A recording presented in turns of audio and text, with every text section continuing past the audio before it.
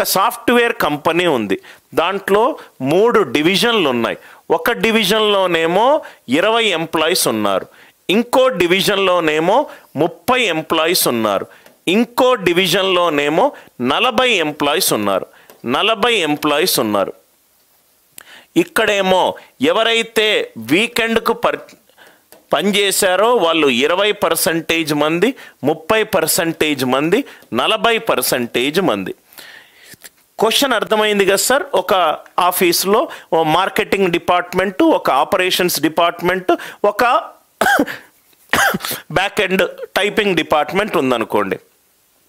20 మంది ఎంప్లాయీస్లో 20% మంది వీకెండ్ పనిచేశారు. ఇంకో డివిజన్లో 30 ఎంప్లాయీస్ రైట్ 30% మంది వీకెండ్లో పనిచేశారు. 40 ఎంప్లాయీస్ 40%లో పనిచేశారు. క్వశ్చన్ ఏం అడుగుతున్నాడు? Working percentage. ఈ 3 డివిజన్లు కనుక వీకెండ్ పనిచేస్తే మొత్తం ఎంత పర్సంటేజ్ మంది వీకెండ్ పనిచేశారు? ఎప్పుడైతే ఈ క్వశ్చన్ అయ్యానో మనము బండగా సాల్వ్ చేసి మనకు ఎట్లా అలవాటు అయిపోయిందంటే ఇది ఇంటూ ఇది, 20లో ఇది ఇది ఇది ఇది సాల్వ్ చేసుకుంటూ వెళ్తాం. ఎవడయ్యా నిన్ను సాల్వ్ చేయమన్నాడు? రైట్. లోయెస్ట్ పర్సంటేజ్ ఎంత? 20%. హైయెస్ట్ ఎంత? 40. నేను మీకు 2 థంబ్ రూల్ చెప్పాను. ఒక యాప్టిట్యూడ్ ప్రాబ్లం అయినా, లైఫ్లో మనకు వచ్చిన ప్రాబ్లం అయినా టక్కున మాట్లాడము, ఇంపల్సివ్ కాము, ఆ సిట్యుయేషన్ని అర్థం చేసుకుంటాము, ఆప్షన్లు కూడా చదువుతాము.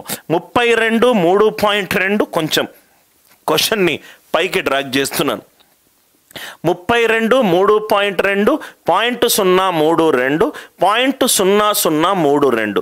ఇది ఎంత ఈజీ క్వశ్చన్ అంటే పెన్ను పెట్టకుండా కూడా ఒక 5 సెకండ్లో ఆన్సర్ ఆప్షన్ని డార్క్ చేయడము, సాల్వ్ చేయడం కంటే కూడా ఎక్కువ. దీనికి నేను అనిల్ నాయర్ గనక ఈ క్వశ్చన్ సాల్వ్ చేస్తే నేను ఏం చేయలేదు సార్. నాకు తెలిసిన ఒక లైన్ని చూసుకున్నాను. యావరేజ్ అనేది లోయెస్ట్ వాల్యూ కంటే ఎక్కువ, హైయెస్ట్ వాల్యూ కంటే తక్కువ ఉంటుంది. ఇది అందరికీ తెలుసు సార్.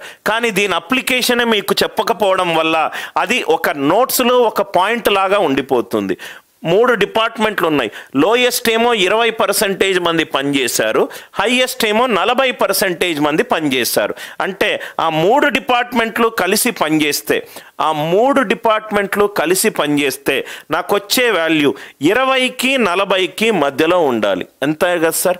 ఈ పనికి మాలిన ఆన్సర్లు ఇవ్వడం ఎగ్జామినర్కి క్వశ్చన్ క్రియేట్ చేయడం తెలుసేమో, అనిల్ నాయర్ స్టూడెంట్స్కి కష్టతరమైన క్వశ్చన్లను సెకండ్లో లేపడం అంత ఫండమెంటల్స్ మీకు తెలిసి ఉండాలి. రైట్. యావరేజ్ అనేది లోయెస్ట్ వాల్యూ హైయెస్ట్ వాల్యూ మధ్యలో ఉంటుంది. 20కి 40కి మధ్యలో ఆప్షన్లు ఉండాలి. పోయింది ఆన్సర్.